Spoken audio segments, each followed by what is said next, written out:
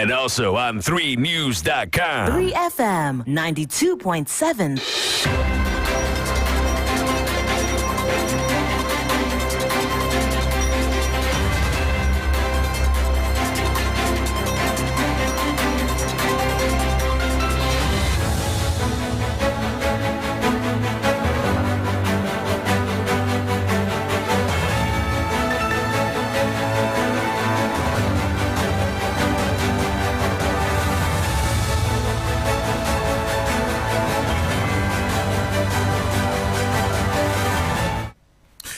Hello, good evening. Welcome. This is Hot Edition. We're live on news about Desawe Kanda, also live on Kesmi 107.1 in Tamale and beyond. We're live on W93.5 in Wa and beyond here on Hot Edition. This evening, West African Gas Pipeline Company expected to resume gas supply to Ghana after a successful completion of their routine maintenance. Also, 4 students in police custody after violent clash between residents of Aplaku and students of Christian Methodist Senior High School. We have details of that shortly here on Hot Edition. Also this evening here on Hot Edition.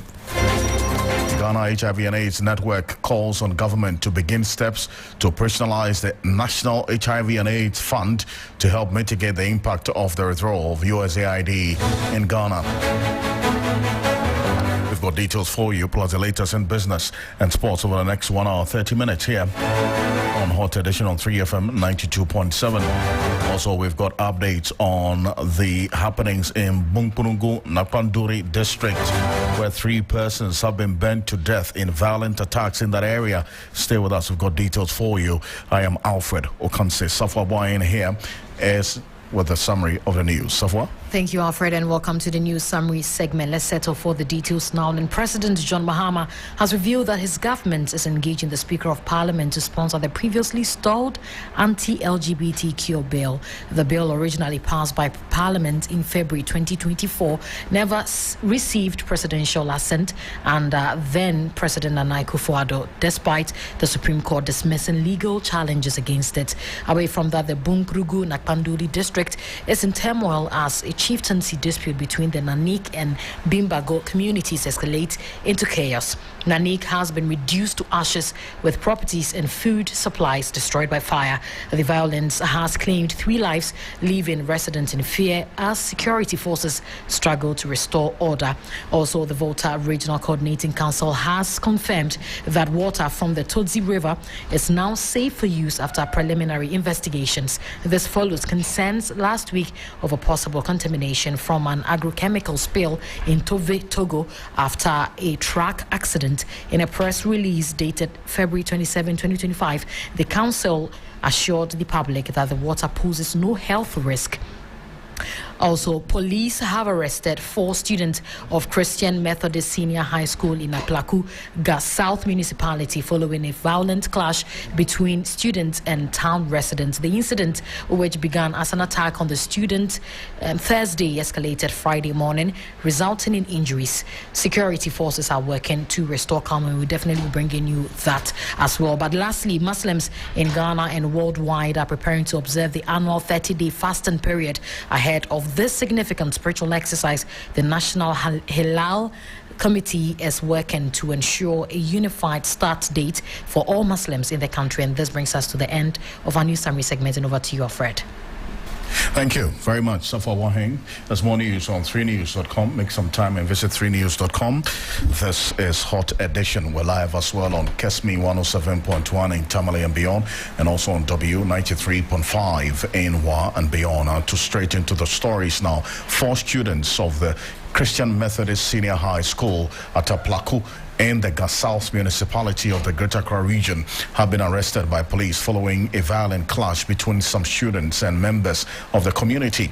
A misunderstanding between some students who were attacking their colleague over a missing mobile phone on Thursday escalated on Friday morning, leading to the arrest. Akwesiado is our Central Regional correspondent. He's been following this particular story quite keenly. He's joining us on the telephone right now. Akwesi, what more do we know about this incident?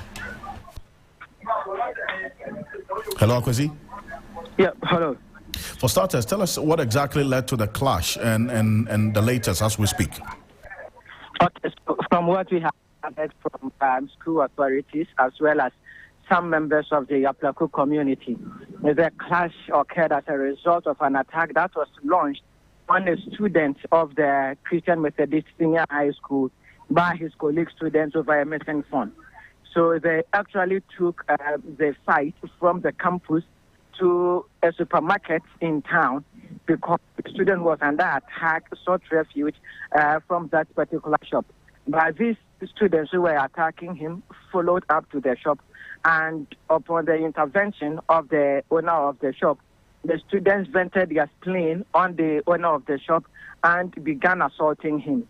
So it infuriated some youth members of the Aplaku community who also organized a reprisal attack on the students and also began assaulting them. So it escalated into a free-for-all fight between students and members of the community. And according to some members of the community, they called the police from the SEC, which is very closer to the school, but no help came from the SEC police station. So they now had to call for assistance from the North Kaneshi police station. And then the police arrived to ensure that calm was restored. But when the students were leaving campus, according to the community members, they signaled that they were going to arm themselves and then today launch another attack on the community members. So this morning, some members of the community did organize themselves and then camped at the entrance of the school. So what they did was that they would allow female students of the school to enter the campus, but they would subject the male students into a thorough search. And then upon that search, they found some weapons on the students, like scissors and then machetes and other offensive weapons. So they invited the police, who arrested some 4 students of the school. But the community members were still not satisfied, and so they kept invading into the campus and then assaulting any students they could chance upon. And this led to about 2 students also sustaining some sort of injury. So for the whole of today, academic activities came to a halt.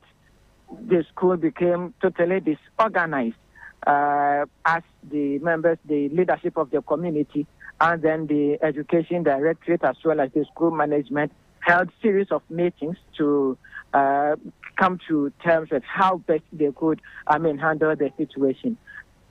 So at around 4 p.m. when school closed officially today, students were still on campus. They were not able to come outside because the community members who wielded machetes, clubs, stones, and other offensive weapons had actually encircled the entire campus.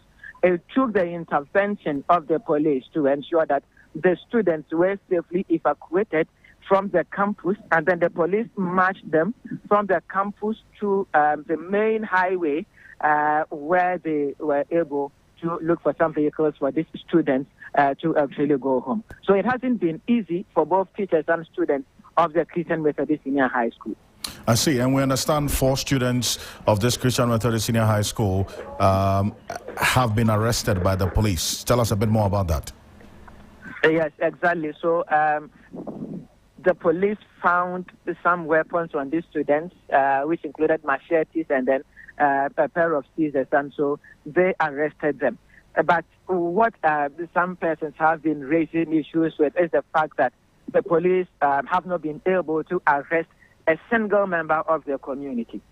Because the whole of today, we had various groups of members of the community who invaded the school campus. And some of them, whom I personally saw, were holding machetes, others were pelting stones to the campus, others were holding clubs and all that. But the police could not arrest a single member of the community. And so people are raising concerns as to why the police could arrest these students but couldn't arrest the community members. And let me also mention that the community members have threatened not to, allow the school to run until they are pacified.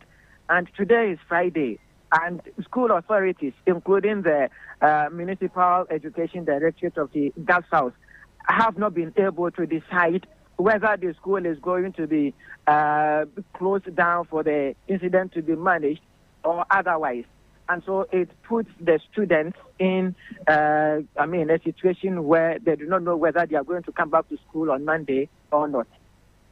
I see. Appreciate you for this. And Akrofi, hold on a bit for me. Thank you very much for this particular update. And this incident, the latest involving this Christian Methodist Senior High School students, comes just days after a number of these acts of indiscipline and violence that we've seen in senior high schools across the country. If we do a quick recall, the first major clash of the year occurred on January 28, 2025, when students of Accra Technical Center and Kimbo Senior High Technical School engaged in a heated altercation. That we've got a viral video of that. Moments later, the Kimbo students regrouped and launched a reprisal attack. We saw what happened in the Kumasi Technical Institute and the Kumasi Anglican Senior High School students. Barely 2 days later, that's January 30, another violent confrontation broke out in Kumasi between these two school students. The clash reportedly started when the Kumasi Technical Institute students returning from an inter-school competition were attacked by the Kumasi Anglican Senior High School students and even their own school bus as well. That led to some damages as well. You recall, on February 14, a violent clash erupted in Kumasi between students of Islamic Senior High School and local youth near the Babayara Sports Stadium. Both groups hurled stones and other objects at each other, causing injuries and damaging several property belonging to the school. And then you recall, just about some 5 days ago, and the most recent incident occurred on February 23 at Sokode Senior High School. That's a technical school in the Volta region, leading to the school's temporary closure. That violence began when some students of Sokode who had gone into the town to buy food were reportedly attacked. In response, they mobilized their peers for a retaliatory attack on them. However, before they could act, they would also be ambushed by local youth and the Asafa company. And we know what has happened now. In response, the Volta Regional Security Council ordered the school's closure to prevent further escalation of this incident. So there are many of them. It's just for this year. And if we go back into 2024, we can count a number of such incidents as well. How do we deal with it? Richard Kumado is a security consultant and analyst as well. He's joining us on phone right now. So Kumado, appreciate you for joining us here. Priority to every parent. Great. And number two, discipline in our schools should also become a major concern for the handlers of Mr. the Kumado, students. I lost you in the beginning. If you could start over again, I want to find out from you what can be done to deal with this. So I'm saying that the safety of the students themselves is a major priority to parents and to the state as a whole. Then, secondly, school discipline has to be taken seriously by the school authorities. To the extent that some students will go to town and crash with the community members, that might be raising some personal concerns for students who are innocent, and the repercussions or the consequences of the community folks attacking the school will be high. My suggestion is that we will need to look at... Hello? Hello, Mr. Kumado? Apologies. We'll try to raise Richard Kumado back on the telephone. He is a security analyst just running out through recommendations on what to do to address this growing incidence of indiscipline in the senior high schools, as I've outlined right from the beginning of this year. And a number of them, we counted 6 incidents of such a nature of some senior high school students engaged in violent attacks. Now, let's go back onto the telephone. Mr. Kumado, I lost you briefly. You were talking about what the communities and the fact the heads of the senior high schools have to do as well. Definitely. To the extent that the students could get off into community, when community members mobilize themselves, the result of that can be catastrophic for the students and almost everybody involved and those who have not even played their role. I think we will need to have a review of the discipline structure of the secondary schools we have again. Then law enforcement will need to do some level of orientation for our students and the necessity for good behavior. The way it is going and the trends we are seeing, I think it's getting out of hand because there's no much administrative punitive actions for students to veer off and get involved in some other activities that are awful. Say some punitive administrative measures. What would you recommend that is not being done already? Normally, when it happens that so, because they are students, if care is not taken, they may be dismissed outrightly. And to that extent, they grow up with some deviant characters in society. They could be prescribed by the standard authorities or standard procedures of every secondary school. Those ones in the north might have a different one from the south. But above all, I think public education, orientation, counseling, and the school authorities taking a proactive steps in dealing with these particular issues will go a long way to help them. We're reacting after the cause has been created.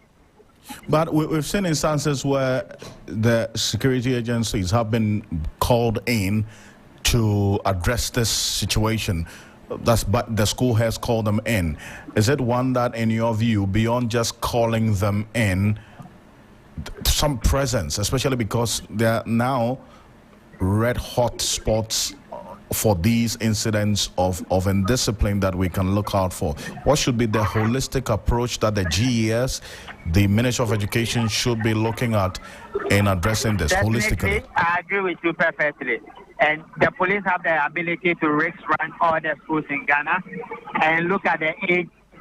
When we say the risk ranking, look at the geographical area, the demography, the age differences, the history of crimes, and whether there are tendencies in those schools.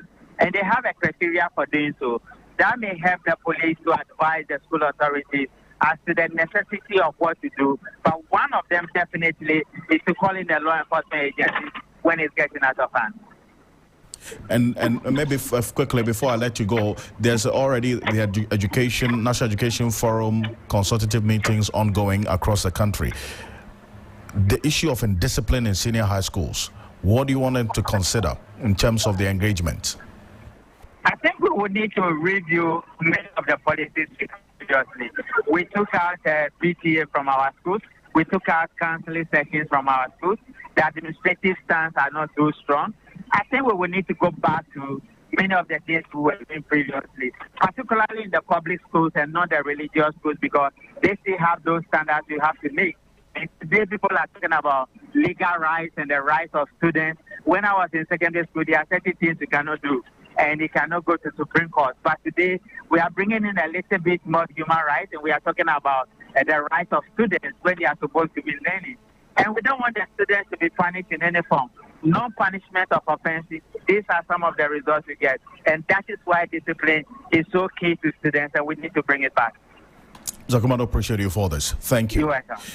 Richard Kumado is a security and risk consultant, sharing his thoughts with us on that latest development with increasing cases of indiscipline in senior high schools across the country. The latest is some 4 students of the Christian Methodist Senior High School at Aplako in the Gasals municipality of the Greater Accra region have been arrested by the police following a violent clash between some students and members of the community. A misunderstanding between some students who were attacking their colleague over a missing mobile phone. That was yesterday, escalated on Friday morning, leading to the arrest. Kosiado has been giving us the details of it and how things have been playing out so far on this particular one. But we're keeping an eye as well on an incident in the Bunkpurugu Napanduri district where 3 bodies have been found burnt beyond recognition at Nanik in the Bunkpurugu Napanduri district of the northeast region following a violent attack earlier today, at dawn. Within that community, the 3 deceased included a 27-year-old teacher, Nashiru Maijida, a native of Walewale in the West Mamprushi municipality. The teacher was said to have been posted 2 years ago to the Nanik village. The charred bodies have been conveyed and deposited in Binde Hospital awaiting autopsy. The Nanik community was attacked this dawn by members of a rival faction in Bimbagu. According to community members, nearly 50 houses have been burnt and several other property destroyed. The two neighboring communities have locked horns over the decision by traditional authorities to elevate the chief of Nanik to paramountcy status. Before this incident, the chiefs and people of Bimbago in the Bunkurugu Nakpanduri area in the northeast region had appealed to the National Security and the National House of Chiefs to stop the ongoing engagement to elevate a sub-divisional chief, Nanik Dana, to a paramountcy status.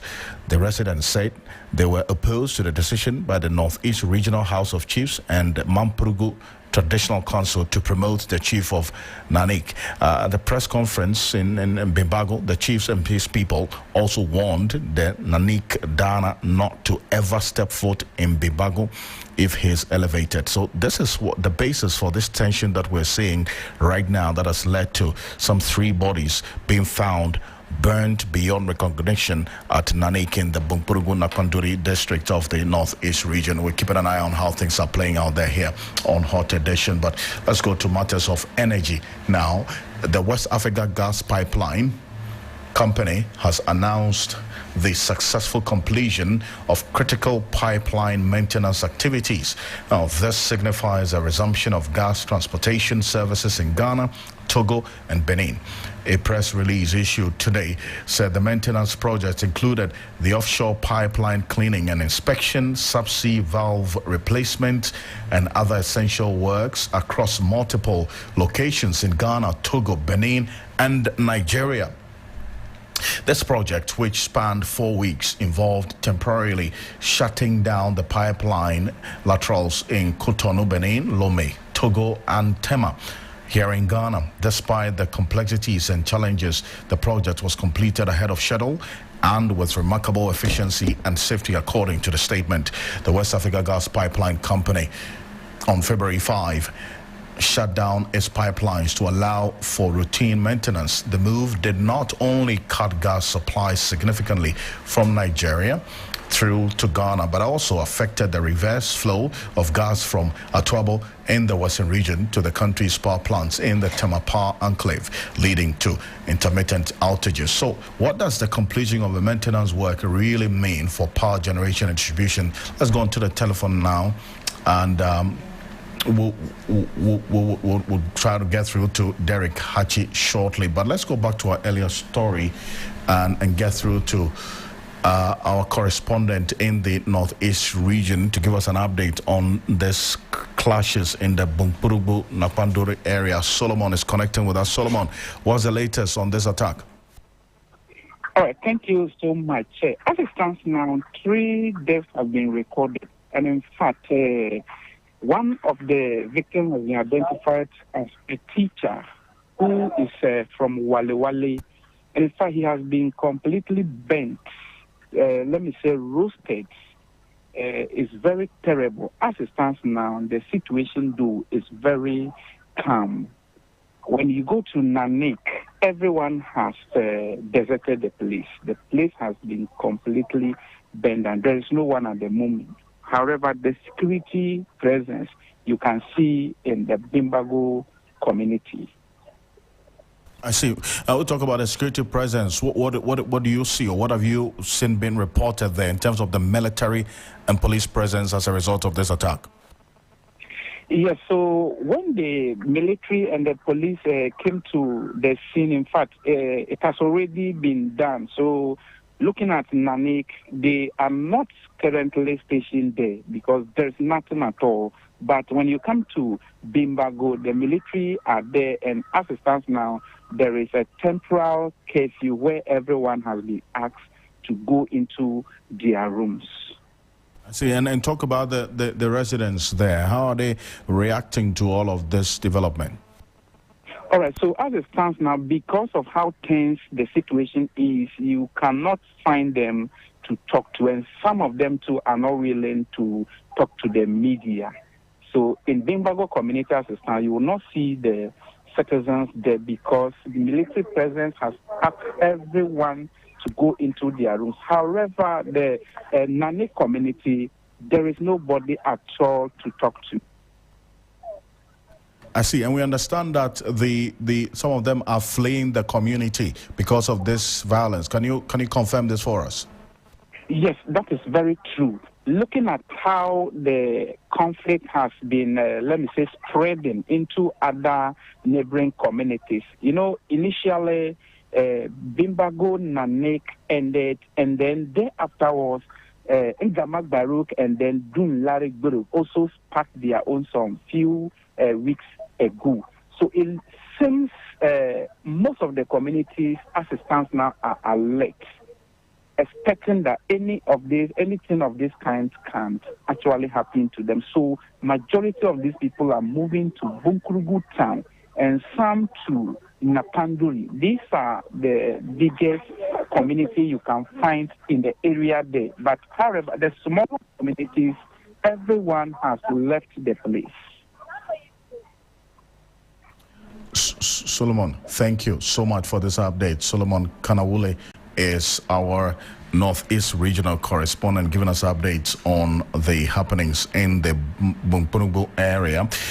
We'll keep an eye on this one. We'll be updating you here on Hot Edition. Let's go back to our earlier story where the West African Gas Pipeline has announced a successful completion of critical pipeline maintenance activities. So what does this completion of the maintenance work really mean for power generation and distribution in Ghana?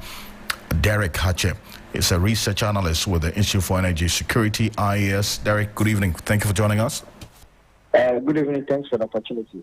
I mean, how significant is this particular development and the resumption of gas transportation through the West African Gas Pipeline for power generation in Ghana, Togo, Benin, particularly in terms of addressing the recent intermittent outages that we've been experiencing?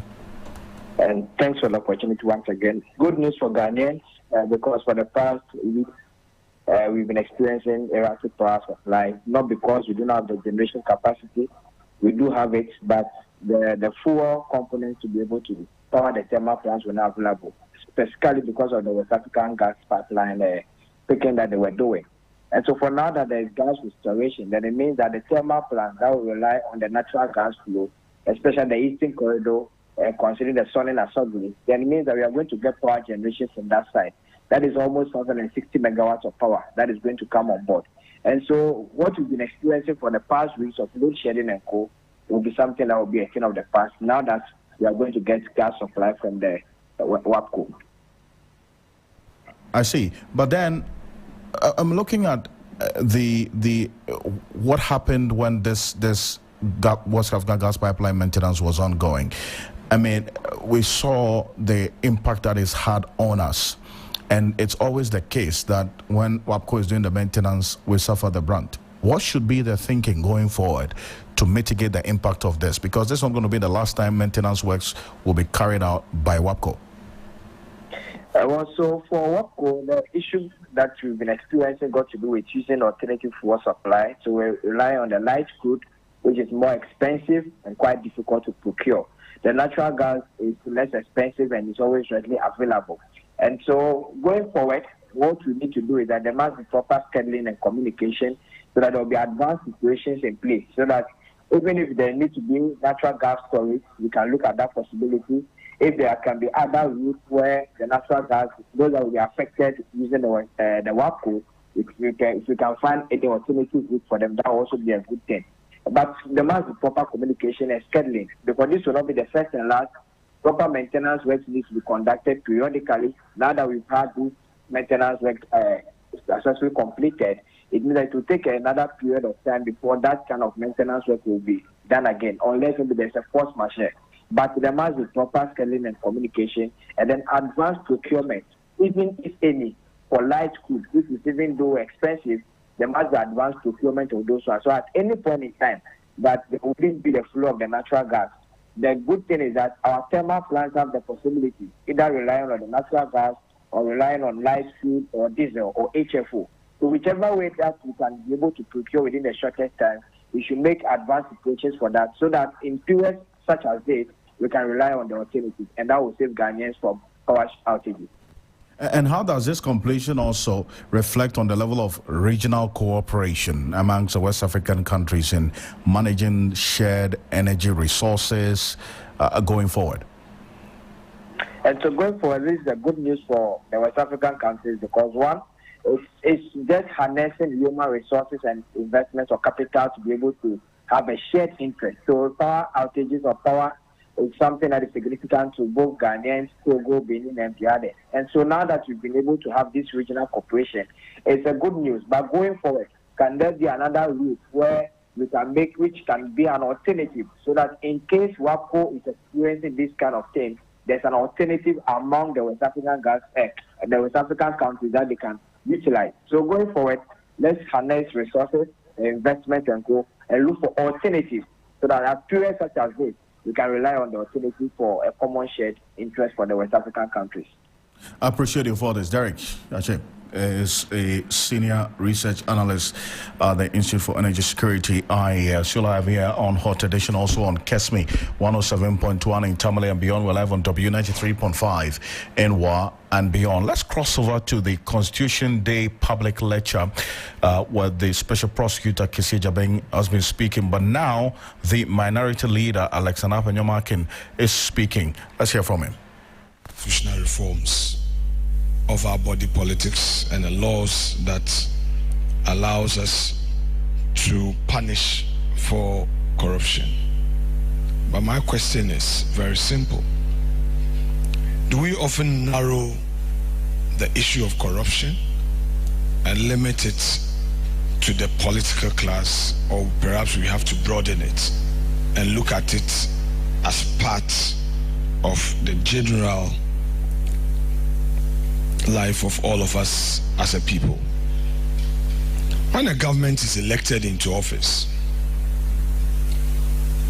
its core function is to do business. To do business with who? The citizens. When I was in opposition 2013 to 2016, I often had businessmen sharing documents with me, and they will encourage you to speak about it on radio, corruption. But later on in life, when I understood how dark Accra was, I realized that those who don't get their contract through are the ones who complain of corruption. But those who get theirs through, they go to church in white and thank God. I've also had the opportunity of seeing former legislators, former ministers of state. And believe me when I tell you that some of them, when you see them, you ask, was he really in public life? Was he not a man that we thought he was so rich? So what happened to his money? I'm not here to hold brief for any politician, but you know them in your neighborhood. Perhaps the very few politicians who are entrepreneurs, who have practiced their profession, are the ones that you see them surviving. But many politicians, contrary to the view that they are so corrupt, are very poor. Especially legislators. You can see them after office and you would wonder. I believe that we can act collective and be very fair to the issues. In my constituency, when a chief visits me, the chief is not interested in my salary. He expects that as he's come, he must not go empty-handed. A constituent visits me, a pastor visits me, he expects that I should do something. So perhaps the demands of the office may cause a politician to be finding out how to survive or how to look for resources to meet a certain purpose. As part of our culture, don't we make ourselves vulnerable for what we say, corruption? Because our cultural lifestyle, how we relate to ourselves in itself, makes the leader very vulnerable. And in so saying, the leader then would have to find a way of meeting that expectation. And in the process, if you don't have it on your own, or in your quest to make somebody happy, you end up acting wrongly. And that is a fact. I therefore encourage discussions by civil society, all aimed at cracking the whip on the political class. I'm one politician who is of the view that if you leave us loose with power, we may leave the room with empty coffers. So if somebody knows that on the radio, somebody will be talking about his lifestyle, when he gets into office, he will be careful. I chaired Ghana Water Board. I tried some reforms. The reforms did not succeed. I saw Ghana Water sinking. The same public service machinery is used to fight good initiatives aimed at helping the system. And when it gets there, with the greatest respect, when a man does not have all the support, he often gives up. So it is not enough to talk about corruption, but we must look at a collective approach in how to deal with it. Because all of us, a lot of civil society organizations have their interests. For instance, let me take you through a practical situation. You have your source of funding. And that source of funding is involved in a problem somewhere. And this same source of funding is calling on you to intervene. Do you say because that source has sustained you all these years, you would stay back? But there may be an issue of corruption. So I see that sometimes the issue is more about people's interests than fighting the real canker. We cannot lay blame on one side. We have to be very collective and tackle it heads on. I've been hearing corruption against the business class, and also realize that politicians, when we come into office, our focus is who did business with who. And in the process, even Ghanaian businesses that are doing well suffer. But you have foreign entities that have gotten the same contract or even more or bigger in quantum. But because it's a foreign entity, there's nothing like corruption. Can we also look at that? Is it also born out of envy? How come Kojo Mensah Enterprise got this huge business? But if it is a foreign owned, there's nothing wrong. So we talk about cantonment, looting.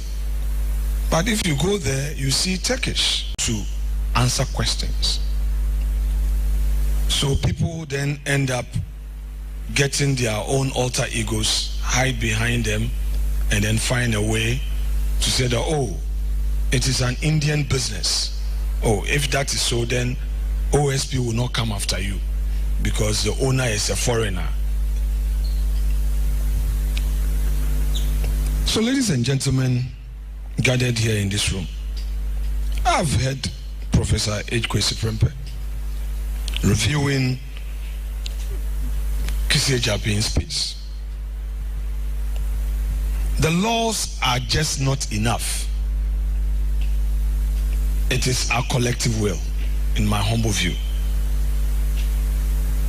And in the process, as citizens, we must not ever give up.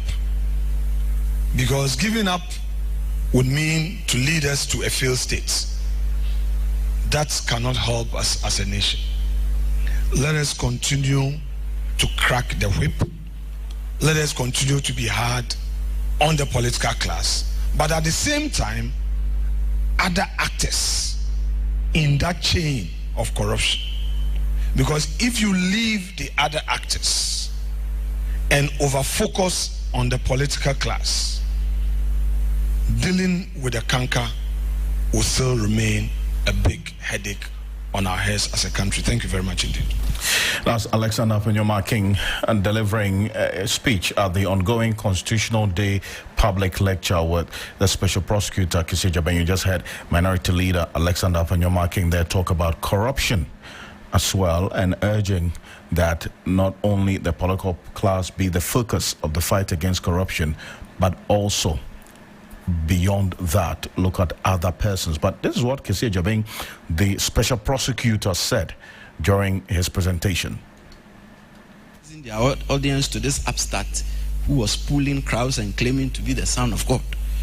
They fear that it was only a matter of time their synagogues will be emptied of the faithful and they will lose their perch as the very respected and influential spiritual leaders.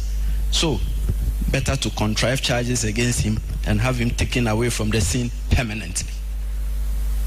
Now, let us call up Pilate. He was the governor of the Roman province of Judea at the time. The Gospels appear to portray him as a reluctant judge who pronounced the death sentence on Jesus. However, for a man whose contemporaries described him as prone to unnecessary violence and brutality, his dramatic public washing of his hands to signify a lack of responsibility for the killing of Jesus belied his real interest. It was simple. He was saving his own skin and ingratiating himself to his boss, Tiberius Caesar. This is because Judea was extremely volatile at the time and characterized by violent protests and unrest. Pilate's high handling of affairs had not gone unnoticed in Rome. Therefore, the Jesus trial and execution provided him with a wonderful opportunity to appease the people, 1, and their leaders, 2, and not to attract unpleasant sanctions from Rome, 3. That is all it meant for him. Finally, the people, still in the contest of statehood. What was their interest? Those who were screaming, "Crucify him, crucify him." It appears difficult to apprehend even to this day. Yet, they were still screaming and calling for the execution of the man and for the freeing of an accomplished criminal on top. In the scheme of affairs, consider it this way. Judas satisfied his interest, albeit with unintended disastrous consequences as his con game went seriously awry. Next, the interest of the high priest was very served. Jesus was permanently taken off the scene, and they regained their influence and respect among the people. Pilate also served his interest very well. Tiberius Caesar left him to his designs for a while. What about the people? My interest. It will appear that the trial and execution of Jesus served them no useful purpose. So the old statehood trick really worked well and served the main actors satisfactorily and left the people with nothing. Professor, this is my point. There is sound force in the reckoning that there is no objective way of doing things or attaining heights from an individual perspective. Consequently, societal interest must remain supreme. In the end, our collective good is worth the fight against corruption, and we must always guard against the tendency of personal interest overriding the common weal. The mantra should be, our collective ailment, our collective solution. On the back of the foregoing, I call for the following, still directed at the professor. First, we must write the office of the special prosecutor into the Constitution and board it up firmly. Please do not dwell on me. Leave me out of the equation. I'm just one person, obviously. My tenure will end at some point, and like everyone else, I will leave the scene. I say so because my experience has been that the OSP is being increasingly equated to me. It is as if I'm the office, and the office is me. Sometimes it feels as if the fight against corruption is solely my concern. I dare say that personalized spotlighting is without any utility. So leave me out of the equation. the focus should be on building institutions that stand the test of time. From my experience, the OSP represents our best bet in fighting corruption. Its present attributes, mandate, powers, and reach afford it a pole position as the foremost and focal institution in tackling the problem. However, the OSP does need a lot of tweaking, though, to render it fully fit for purpose. Its independence must be fully assured, and its powers and mandate should be enlarged and enhanced. The job is daunting. We must be fully kitted for it. Therefore, the quest should be an entrenchment of the fight against corruption in the Constitution, a retrofitting and full equipment and installation of the foremost anti-corruption law enforcement institution from political marginalization and reprisals. Second, we've gone over this, it's become an overbeaten path, but we need it. We must enact a comprehensive Corrupt Practices Act to frontally address all forms of corruption and corruption-related activities. This will afford us the opportunity to clearly and concisely set out what we mean by corruption and corruption-related offenses. The present formulation under Section 79 of Act 959 is unhelpful and circuitous. It engenders confusion. It is symptomatic of our penchant for crafting criminal legislation in a very arcane and runabout fashion instead of simply stating what we mean to say, which then festers decades of debate as to what act, if at all, has been criminalized. Let me share an example. In Section 104 of the Criminal Offences Act 1960, Act 29, instead of simply stating and describing the sexual acts we were prohibiting, we chose to say that we were prohibiting unnatural carnal knowledge. We then proceeded to define unnatural carnal knowledge in the most unhelpful manner by stating that unnatural carnal knowledge is sexual intercourse with a person in an unnatural manner or with an animal. Sexual intercourse with an animal is straightforward. However, what does it mean to say sexual intercourse with a person in an unnatural manner? So it requires you to know what sexual intercourse in a natural manner is. Breaking news. We did not define sexual intercourse in a natural manner. Go figure it out yourself. You should be able to. Don't ask me. I don't know. But that is what we do to ourselves. That's Kisia Jabeng, the special prosecutor there, delivering his lecture, the Constitution Day public lecture with the special prosecutor organized by the One Ghana movement there. And this is one that you can find more of it on 3news.com. Make some time and visit 3news.com. And something related to what Kisia Jabeng, the special prosecutor, has been talking about, the Ghana HIV and AIDS network. They've called on government to begin steps to operationalize the National HIV and AIDS Fund. This, according to the network, has become necessary due to the withdrawal of USAID in Ghana and some parts of the world. It is the expectation of Gannett and all HIV and AIDS stakeholders that the operationalization of this National HIV and AIDS Fund will make available enough domestic resources to complement what the country currently receives from the Global Fund and other international partners. Let's connect with Ernest Amwabeng Otsin, who is an executive member of the Ghana HIV and AIDS Network. He's connecting with us now. Ernest, appreciate you for joining us. Yeah, hello. Thank you so much for making the time to join us this evening. First off, let's talk to us about what you know of the state of this National HIV and AIDS Fund that you talk about. Okay, thank you very much. As a former member of the board, I am quite intimate with all the processes that the former board put in. Some way, somehow, we didn't make much headway. What I remember was that in 2023, during the World AIDS Day celebrations, the former chief of staff came to launch the fund, but launched it with zero money. There was no money in the fund. All they did was to say that they've launched a code star 9898 hash and asking the public to contribute into the fund. But as we speak, between that time and now, I doubt even if up to 5,000 Ghana cedis has been realized in the fund. So the former government attempted to operationalize it, but with zero funding. They operationalized the fund. The Aswad administration operationalized the fund, but did not put money in the fund. Exactly so. So they more or less launched it during the World AIDS Day celebration. The former chief of staff launched it, but with zero funding. But so when it was launched, and then they didn't have funding in there to help you work, and yet you were a member of the board. So what were you doing?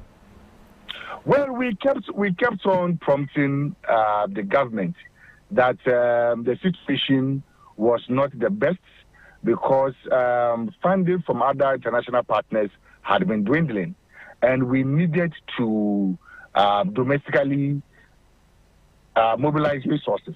So we kept on engaging the government, but, well, there was one excuse after the other, Russian-Ukraine war, and all the other, excuses that COVID-19 and other excuses. So no money was put in the fund. So what have you as a board done? I mean, as it were, making your presence and appointment felt over the period that you were in place, because you were supposed to superintend a fund that had no money, but yet as a board, you were meeting. So what was the conversation about? So the conversations were on other areas that affect HIV and AIDS management in the country. And whilst all that was going on, the board actually prepared documents that were presented to the presidency, and we had hoped that the presidency was going to respond positively. But then, as I've said, it was one story after the other until the fund never got fully operationalized. So what has been the level of engagement between you and this current administration, that is, if you have had any, in trying to get the attention brought to this situation that you've just outlined? Okay, so presently the Ghana AIDS Commission Board is yet to be constituted. So there's no board in place as we speak. But then at the level of Ghana HIV and AIDS Network, we have issued this statement, and then next week we will be presenting a formal document to the Ministry of Finance, making these recommendations that we have made known publicly to the ministry for due consideration as they prepare to release the budget on March 11th. I see. Now this brings me to the withdrawal of the USAID. I mean, and how will that impact on the work and projections of the Ghana HIV and AIDS network, and by extension, Ghana as a country, our own initiatives to address this HIV and AIDS issue? Okay, so to start with, there are 3 regions that, whose HIV and AIDS programming is solely sponsored by the USAID. 3 regions: Western Region, Western North, and Ahafo. These 3 regions, all the HIV and AIDS programming that go on in these 3 regions are sponsored by the USAID. So with this freeze, it means as we speak, nothing is happening in these 3 regions. And these 3 regions are hotspots for new infections. The Western region is, you have the oil and gas industry booming over there. So there are lots of activities. If you look at Western North and Ahafo, these are areas where you have a lot of mining activities. So you also have a lot of commercial sex work going on in these areas. And at the moment, there's no intervention going on in these areas. So that is a major blow to us as a country. Secondly, the USAID also supports the movement of commodities from the central medical stores to the regional medical stores for onward transmission to the various health facilities. There's a program we call the Last Mile Delivery Program, where facilities do not come to the medical stores to take their commodities, but rather the medical stores ensures that these medications and other commodities get to them at their doorstep. Now, this is going to be disrupted because some of the logistics companies that are involved in this enterprise are sponsored by the USAID. So that again is going to have some dire effects on us. We could have a situation where you could have antiretroviral drugs at the regional medical stores or the central medical stores, but then because no vehicles are available to move them, we could experience some artificial stockouts. So it has all of these ramifications. I see. And I'm also just reading now that it's not just the U.S., the decision to withdraw funding to the USAID. We're also hearing that Africa is likely to be adversely impacted by Britain's international development aid cuts to boost their own defense funding. So the UK, it appears, is following on the same path as the US, and with the decision to cut funding, that's the aid from 0.5 to 0.3% of the every year's budget. How about that as well?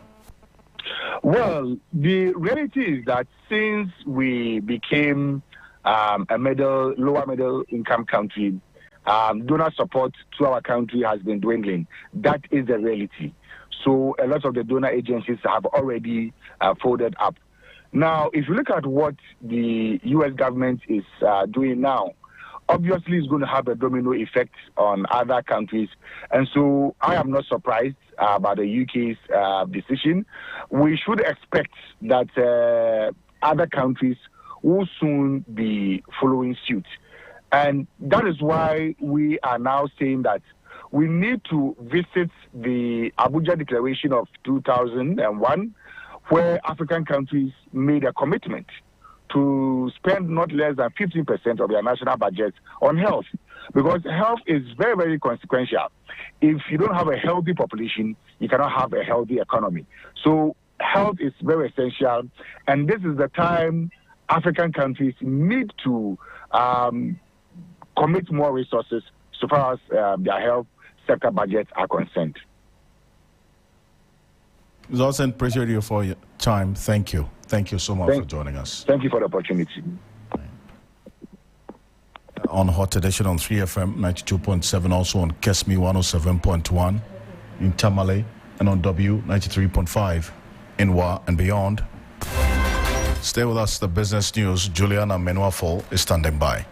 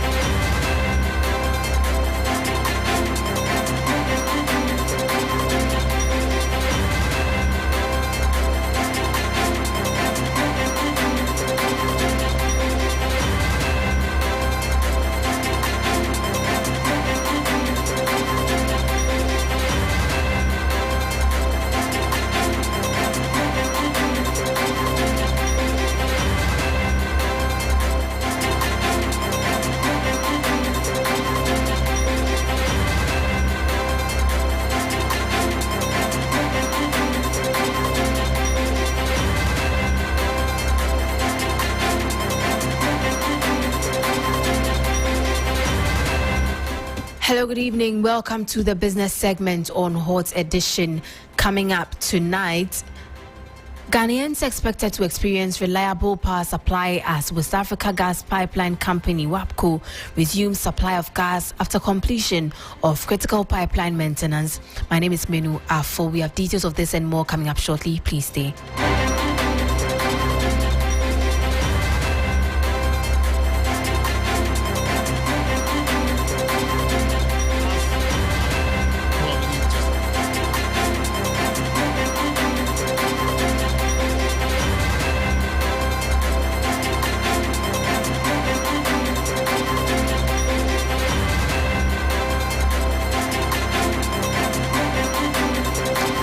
Now get into the details. Ghanaians are expected to experience reliable power supply in the coming days. This is because the West African Gas Pipeline Company, WAPCO, has successfully completed critical maintenance work on its pipeline network, restoring gas transportation services in Ghana, Togo and Benin. The following 3 Business News Desk reports has the details. In a statement issued on February 28, WAPCO said the 4-week project involved offshore pipeline cleaning, subsea valve replacements, and other essential work across multiple locations. The maintenance required a temporary shutdown of pipeline laterals to Cotonou, Lomé, and Tema. Despite these disruptions, WAPCO Managing Director Michelle Berkett commended the team for completing the project ahead of schedule with efficiency and safety. She expressed gratitude to the governments of Benin, Ghana, Nigeria, and Togo, as well as maritime and regulatory authorities for their support. The successful maintenance ensures the continued safe and reliable operation of the gas pipeline system. That was the 3 Business News Desk reports on expected reliable power supply in the coming days following successful completion of WAPCO's plant maintenance. Ghana's trade surplus surged to 44.7 billion cedis in 2024, driven primarily by favorable export prices rather than increased production volumes, according to the latest reports from the Ghana Statistical Service. Gold solidified its position as the country's top export earner, highlighting Ghana's reliance on commodity exports. However, this dependence also exposes the country's exports to significant risks from price fluctuations on the global market. Total trade records a steady increase in the last 4 years, which has been underscored strongly. Price increases in export commodities is what has driven our trade surplus. So our trade surplus is more of export price increases rather than value. This is reflected both in the quarter-on-quarter statistics and the year-on-year statistics. From a nominal perspective, both on a quarter-on-quarter basis and on a year-on-year basis, we have recorded trade surplus. The reverse is the case from a real measurement perspective, where in the last 4 quarters, we've consistently seen deficit and we've reversed the surpluses that we got in 2022 and 2023 to a deficit in 2024. Export commodities and destinations continue to be very limited, very narrow focus, and we see a lot more diversification from an export point of view. And lastly, gold consolidates its position as the main export earner. That was government statistician Professor Samuel Kobna Enim. Before we go, food vendors in Cape Coast are cashing in on the excitement of the ongoing Superzonals athletics competition at the Cape Coast Sports Stadium, capitalizing on the influx of athletes, officials and spectators to boost their sales. 3 Sports Bill Lishen earlier engaged some vendors. Among the many sellers that have gathered here to sell their stuff to the students here in Cape Coast, there's a watch seller here. I mean, watch is a local delicacy. A lot of people eat it in the mornings, afternoons, and evenings as well. Mommy, pocho today, what for then? Oh, from me, Neisa. Neisa, pocho, watchy, Debian Stadium, Hana, there, where first time ever. Give me Biazi, Eshishama, Moasi, Uncle Pepper, the whole. That's it, Medasi Baby. Mommy, pocho for then. How? Me pocho stadium have better to on your man there, way of first time ever. Oh, Mataba. Kosiani Mekono Abontina on stadium. I compare any sales power stadium Numana. Also, we have here a woman who sells a number of drinks and biscuits and also some sweets over here.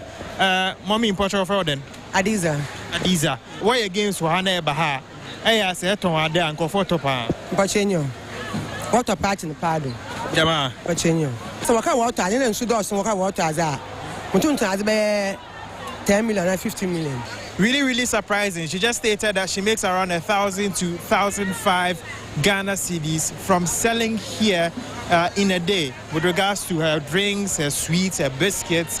And so these are the kind of opportunities that salespeople have when they have events like these in stadiums. It provides them an opportunity to make some money to be able to feed their families as well.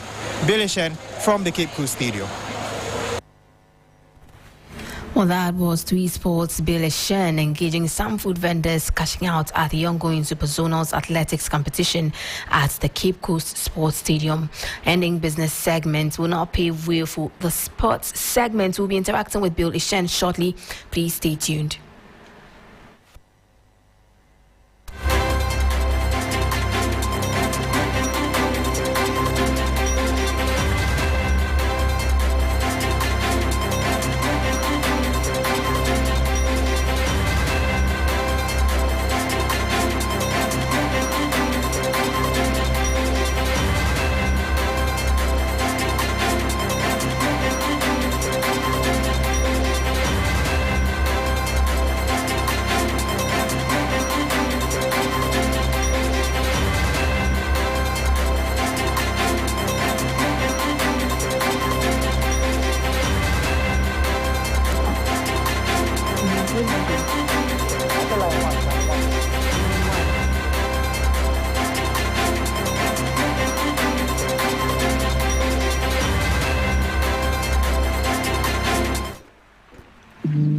Good evening. It's time now for the sports segment.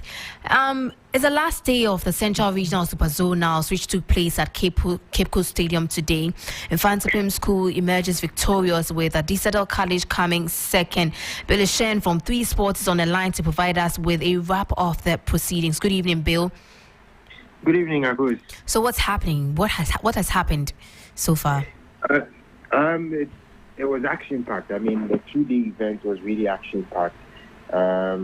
Seeing a lot of schools show up at the Cape Coast Stadium, cheering their teams on with different versions of Chama, and seeing the athletes give up their best in multiple disciplines was so exciting to see. And meeting a whole different class of people who sort of showed a lot of passion, a lot of hunger for the game of athletics is really good. I mean, at the end of the whole thing, Infantipim won it. It wasn't much of a surprise, but again, it was something that some people actually feared would happen because of the kind of dominance that they've had in the competition over the last few years. Of course, before the COVID era began, that was around 2021-22, Infantipim had won it in 2020. When they resumed, they won it 2023-2024. And so the only closest challenges that they had was Adisadel College, who at the start of day 2, actually, they were leading by 0.5 points.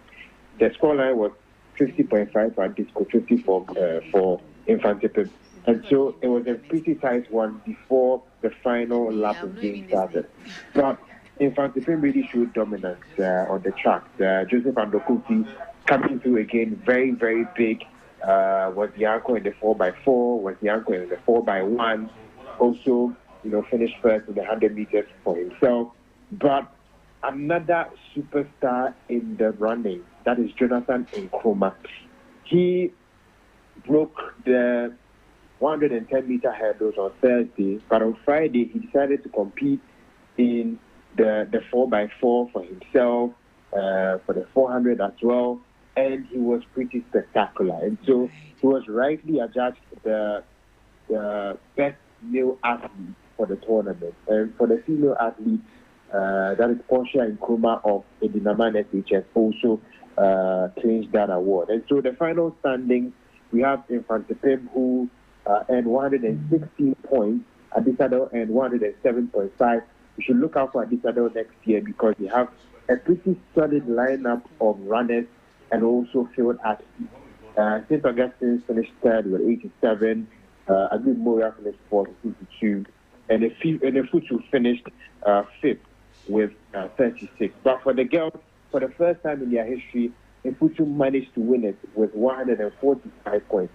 Very big gap as compared to the man who won it last year, who had 83 points and finished second. Konyako finished third with 76.5. Samu finished fourth with 71. And Infantiman finished fifth with 42. And so these were the happenings in the Super Zonal for day 1 and for day 2. Okay, that's amazing to hear. But have you identified any outstanding talents since the tournament started to its end? Yeah, I mean, the chap from Infantipim that is Nkrumah, Jonathan Nkrumah. I think he is the man to beat from next year going. Right. The funny thing is, he actually joined Infantipim as a footballer. He's a Form 1 boy who came into Infantipim as a footballer. Everybody knew him as a footballer. And he only began really competing in the competition after performing very well in the what they call their inter-houses in Infantipim. He did amazingly well in the 110-meter hurdles. And the teachers realized that, no, this is a guy they can transition from football to the athletics, to the track. And so they were working with him every single day from then. And now we are seeing results where he's broken a record already and he's been performing admirably well in other track events as well. All right. But apart from him, there were no other outstanding talents that you think maybe... I think for the girls, I mean, what I saw Portia Nkrumah do, what I saw some of the girls from Futu also do, I think it's really outstanding. The relay team was really special. They showed a lot of tactical knowledge when it came to the relay, the 4x100, 4x4. I think they knew how to strategize very well. And so Futu is one school you should look out for in the girls division because they have produced a lineup of very, very good young talents who are possibly going to compete in the year after this and other subsequent years as well. Ogasco has a very good 1,500 meters runner. I believe that's something Abuchi as well. And that is another talent you should look out for because he has also been fantastic on the track, especially in the long distance. That is his zone. That is what he dominated. Right, that's okay. Okay, we know there's some rivalry between Infantipim, Adisco, and then Ogasco. How did the rivalry play out through the competition? Yeah, the rivalry started with the whole Jama session. I realized Infantipim would sing one that would shade Ogasco, and Ogasco respond right back with another Jama session that would shade Infantipim. It was just going on and on and on, and even Adisco had to train Ogasco to do a whole different Jama session shading Infantipim. But the rivalry goes beyond just the Jama. In academics, in the track, I mean, coming into the competition, Ogasco had 14 wins, Infantipim had 13 wins, and so they needed one more victory. Infantipim, needed one more victory to match that record. Even that one is still under contention because some people from Infantipim have been stating that they were already level before coming into this one. And so, I mean, that rivalry has been there for quite a long time. And for me personally, who used to be in Ogasco, I used to feel that kind of rivalry. Even when I used to go to the Interco and Super Zonals myself as a spectator and a student, I saw the kind of battles that they put together on the track, put together in the Jama, put together. I even saw a rap battle sort of during my time as a student. So that rivalry will always be there. It's always going to last. But right now, what I can definitely say for sure is that Infantipim has a stronger athlete lineup than St. Augustine's has. St. Augustine has to now find a way to match Impact with him regards to athletes. I think they are building a very good high jumper who is physically challenged. I remember doing a story on him two years ago. That is Gilbert Ampia. I think if they build him very well, because when he competed for the Super Zonals, it was not scoring, but it was an opportunity for him to gain experience in a stage like this and build upon himself. So if they build on talents like him and recruit top talents for Form 1 and build on them, I think they can be really a really good threat to Infantry team in the future. Right, thank you very much for these updates, Bill. Bill Eshen is my colleague with 3 Sports. Well, that brings us to the end of the segment. Please stay with us. We have more news coming your way.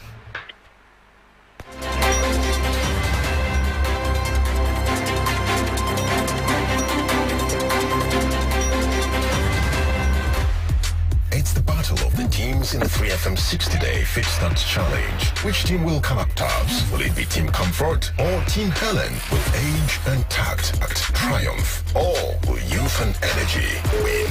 Call or WhatsApp on these numbers: 0532 300 927 or 0532 200 927.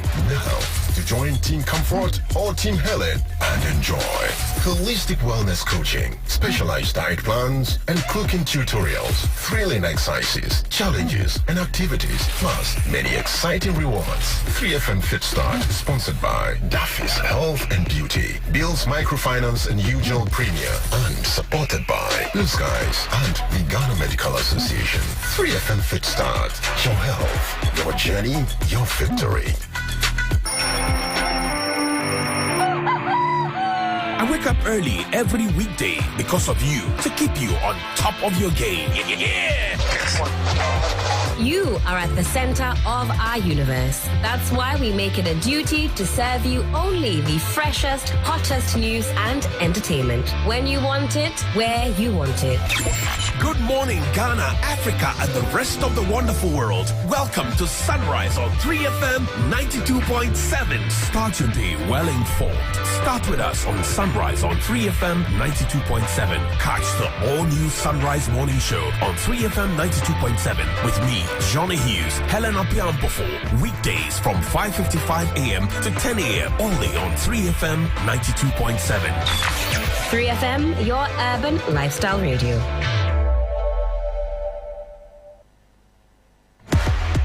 It's the battle of the teams in the 3FM 60-day Fit Start Challenge. Which team will come up tops? Will it be Team Comfort or Team Helen with age and tact triumph? Or will youth and energy win? Call or WhatsApp on these numbers: 0532 300 927 or 0532 200 927. Now, to join Team Comfort or Team Helen and enjoy holistic wellness coaching, specialized diet plans, and cooking tutorials, thrilling exercises, challenges, and activities, plus many exciting rewards. 3FM Fit Start, sponsored by Daffy's Health and Beauty, Bill's Microfinance and UGL Premier, and supported by Blue Skies and the Ghana Medical Association. 3FM Fit Start, your health, your journey, your victory.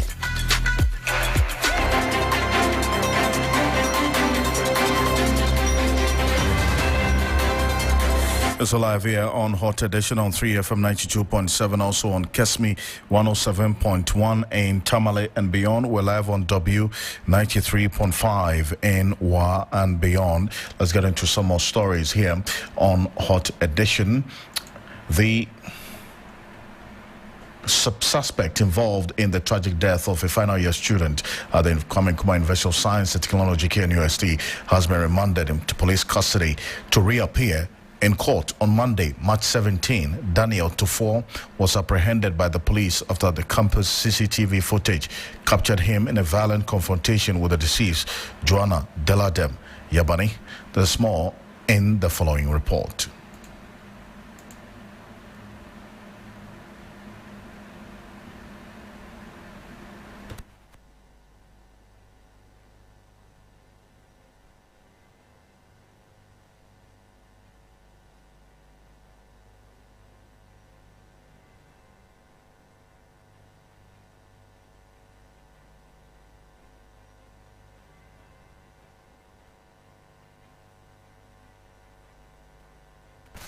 We'll bring you details of that story shortly. And government has announced its intention to operationalize the Commander Sugar factory as soon as possible. Once the factory resumes operations, it's expected to run 24 hours a day with the goal of creating jobs for local residents. Correspondent Akrofi has filed this report. The Minister for Agribusiness, Trade and Industry, Elizabeth Ofosu-Ejare, paid a visit to the Commander Sugar factory to acquire first-hand information on the state of affairs at the factory. After touring the factory, the minister announced that government has a special interest in ensuring that the factory resumes its sugar production from locally grown sugarcane. Even though no specific timeline was given by the minister, she announced that the factory will soon be operational. She announced also that government intends to expand the capacity of the factory and also bring on board strategic investors, especially in the growing of sugarcane, to feed the factory. The regional minister, the MP Nananom, and my good self will work together on the instructions of His Excellency John Dramani Mahama to revamp Commander Sugar Factory. We hope to extend the capacity once we start work. The plans for this factory is huge, and I'm sure that very soon we will see signs of work at this place. I'm grateful to the regional minister, Nananom, the MP, and all the people here for the support they've given me since I was appointed as Minister for Trade in my bid to carry on the instructions of His Excellency to make sure that this factory works so that our young people will find job and then we'll have advantage of the full value chain. Look at it, the agribusiness side of agriculture. So the plantation will happen, young people provide machinery, transportation, some will buy and supply the factory. It is going to be huge, it's going to be great. And so I'm excited at the prospect, and I'm sure Excellency John Dramani Mahama will be proud of himself very soon because of how this factory will work. The Central Regional Minister, Akrofi, promised to have the concerns of sugarcane farmers properly addressed as government plans to revitalize the factory. He said a special variety of sugarcane, which is high yielding, will be provided for farmers to grow. A major concern of farmers that they have not been properly integrated in discussions regarding this factory. Are we having new plans for our local farmers? Yeah, we've given them some education that once they have the land, they'll be given the right, variety of sugar for the factory. And so while we do that, we'll be educating them to be part of the factory. We cannot take them out of the processing activities. Yeah. As Akrofi, the President Mahama has announced that his government is engaging the Speaker of Parliament on sponsoring the controversial anti-LGBTQ plus bill that never saw assent by the former NPP administration. After being passed by Parliament through a private member sponsorship, several lawsuits coupled with an unexplained position by the former President Nana Akufo-Addo hanged on its neck until the government and the 8th Parliament expired. Speaking at the President's worship with the clergy at the National Prayer and Thanksgiving service earlier today, President John Mahama says he only believes two genders exist in the world, a man and a woman.